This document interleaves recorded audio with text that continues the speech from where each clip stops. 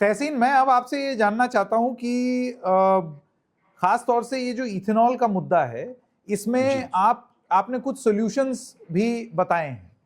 तो आपको क्या लगता है कि सॉल्यूशंस सरकार को सुनने का ये एक बड़ा अच्छा मंच भी हो सकता है कि भाई देखिए, विद अ क्लीन हार्ट कुछ लोग, हम ये नहीं कह रहे हैं कि पॉलिसी स्क्रैप कर दो, ये भी नहीं कह रहे हैं कि प्रदूषण बढ़ता रहे, लेकिन उसको अच्छे तरीके से कैसे लागू की जाए कि लोगों को तकलीफ ना हो, उसके लिए आप ये जरा चार लोगों की बात सुन लें। इसके लिए तहसीन एक 2C की अप्रोच होती है। एक होता है कॉन्फ्रंटेशन, अगर सरकार सुनने को तैयार नहीं है तो आप लॉगर हेड्स पे आ गए, आप कॉन्फ्रंटेशन। लेकिन जब सुनने लगे तो दूसरा C लगाना चाहिए, कॉन्वर्जेशन। तो क्या आप इन दोनों C के लिए तैयार हैं? कॉन्फ्रंटेशन हमें नहीं करना है, ये हमारी सरकार है, चाहे मैं विपक्ष का सपोर्टर हूं, मुझे कॉन्फ्रंटेशन नहीं करना है।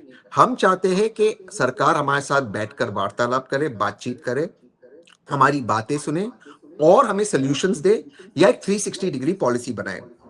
एक चीज शुरू हो चुका है कि आप एनवायरनमेंट के खिलाफ हो। जैसे मैंने बताया, E20 फ्यूल अगर आप 2023 की गाड़ी के पहले डालते हो, जिसमें केवल E5 या E10 जा सकता है, वहां से टॉक्सिक फ्यूम्स निकलते हैं। That is also not good for the environment. दूसरी चीज आपको मैं बताना चाहता हूं कि 1 लीटर एथेनॉल बनाने के लिए कम से कम 3,500 लीटर पेट्रोल पानी शुगर केन में, करीबन 4 से 5,000 कॉर्न में लीटर पानी, और 10,000 प्लस चावल में जाता है। तो ये कैसे अच्छा हुआ एनवायरनमेंट के लिए, जबकि भारत में वर्तमान में पानी की शॉर्टेज है। अलग अलग शहरों में वार्निंग आ चुकी है, इंक्लूडिंग दिल्ली, मुंबई, के पानी की शॉर्टेज है, मॉनसून डिलेड है। तो हाउ इज दिस वायबल? तीसरी एक चीज, अगर कॉर्न से बनता है एथेनॉल, तो जो वर्तमान में कॉर्न प्रोड्यूस होता है भारत में, it is sufficient for the ethanol currently E20 के लिए, वो एग्जैक्ट होता है।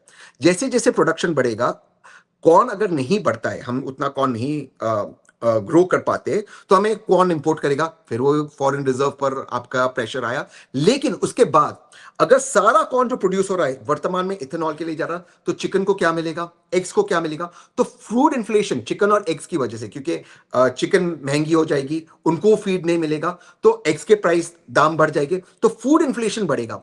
फिर मैं कहता हूं, has there been a 360 degree policy? That is the question that has to be asked. क्या आपने फूड इन्फ्लेशन के बारे में सोचा है, इन चीजों के बारे में सोचा है? None of this has been spoken about. और अगर सोचा है तो आप बताइए हमें पब्लिक डोमेन में, इसका ये सॉल्यूशन, इसका ये सॉल्यूशन है। You have no solution but to import corn. Corn कहां से इंपोर्ट करोगे? अमेरिका से।